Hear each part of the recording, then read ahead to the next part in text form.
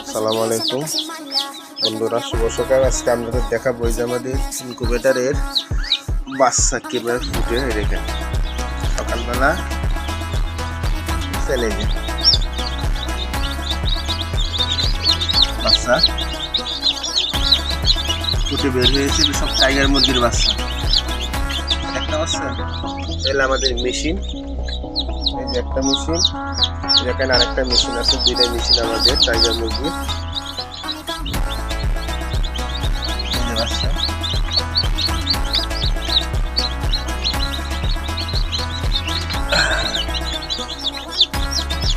আরেকটা মেশিনের বাচ্চা দেখছেন,